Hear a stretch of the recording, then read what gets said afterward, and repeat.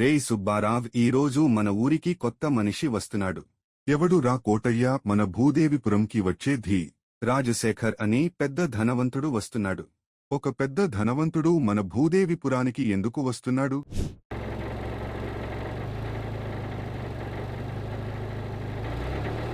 రేయ్ కోటయ్య, నా ఏర్పాట్లు సిద్ధంగా ఉన్నాయా?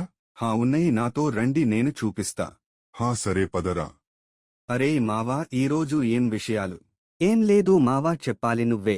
అవును, మొన్న జాబ్ కి అప్లై చేశావు కదా, ఏమయ్యింది? ఏముంది, ఇది కొడతూసు అయ్యింది. జాబ్స్ అని టైం వేస్ట్ రా, ఏ వ్యాపారమైనా పెడదాం, ఇద్దరం కలిసి లాభం పొందుదాం, సరేనా? దుర్గమ్మ మీద భారం వేసి ప్రయత్నం చేసి చూద్దాం. ఈ వ్యాపారం మనకి సెట్ కావు, ముసుకొని ఉద్యోగం చేయడం మంచిది. నువ్వు ఎప్పుడు ఇంతే రా, వద్దు వద్దు అంటావు దేనికి? ఆయన మానవ ప్రయత్నం ఉండాలి రా. సరేలే పో, మీ సుబ్బారావు వచ్చాడు, రహస్యాలు ఉంటాయి కదా మీకు పో, ఇంకా వాడితో వెళ్తున్నా లే.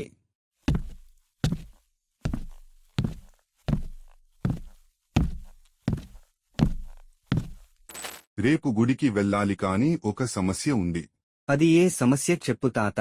నేను చిన్నగా నడుస్తున్నాను, అప్పుడు నాకు కొన్ని మాటలు వినిపించే, అవి ఏంటి అని చాటుగా విన్నాను. Flash back. నేను ఇక్కడ ఉంటానికి రాలేదు, ఆ గుడి కింద ఉన్న నిధి కోసం వచ్చాను. నేను దానికి బాగా సహాయం చేస్తాను రాజశేఖర్ గారు, దాని పూర్తి బాధ్యత నాది. ఈ ఊర్లో ఉంటూ తరతరాలుగా వస్తున్న గుడిని కూల్చాలని చూస్తావా? ఛీ! ఏంట్రా కోటయ్య, మన పనికి వీడు ఏం అన్న అడ్డొస్తాడా? ఎవడు అడ్డు వచ్చినా సరే నేను చూసుకుంటా, మనల్ని ఎవరు ఆపుతారు అయ్యాగారు? సర్లే, అది అంత వద్దిలేసి రేపు నువ్వు దుర్గా వెళ్లి పూజ సామానులు తీసుకురండి. సరే తాతగారు, వెళ్తాము.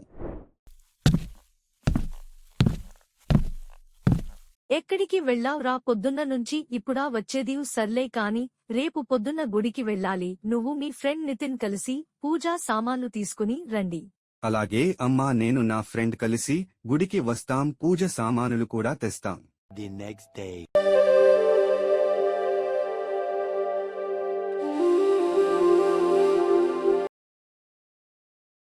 ఈ గుడిలో ఉన్నప్పుడు వచ్చే ప్రశాంతత ఇంకెక్కడా రాదు. అవును రా దుర్గా, నిజమే, ఈ గుడిలో ఉంటే ఏ టెన్షన్స్ గుర్తురావు. రే, ఎవడ్రా ఇక్కడ పూజలు చేసేది? గుడిలో పూజలు కాకుండా ఇంకా ఏం చేస్తారు రా? ఎవడ్రా నువ్వు? నిన్ను ఈ ఊర్లో ఎప్పుడు చూడలేదు, నాతో పెట్టుకోకురా. రేయ్, నీకు నా గురించి తెలీదు అనుకుంటా. రేయ్, నువ్వెవడో అయితే నాకు ఎందుకురా? రేయ్, ఇదంతా కాదు, ఇంకో 2 రోజులలో ఈ గుడిని కూల్చేస్తాం. రేయ్, నా కంఠంలో ప్రాణం ఉండగా నువ్వు ఈ గుడిని టచ్ కూడా చేయలేవురా. ఈ గుడిలో ఒక్క ఈటుక కదిలినా నిన్ను నామ రూపాలు లేకుండా చేస్తా, గుర్తుపెట్టుకో.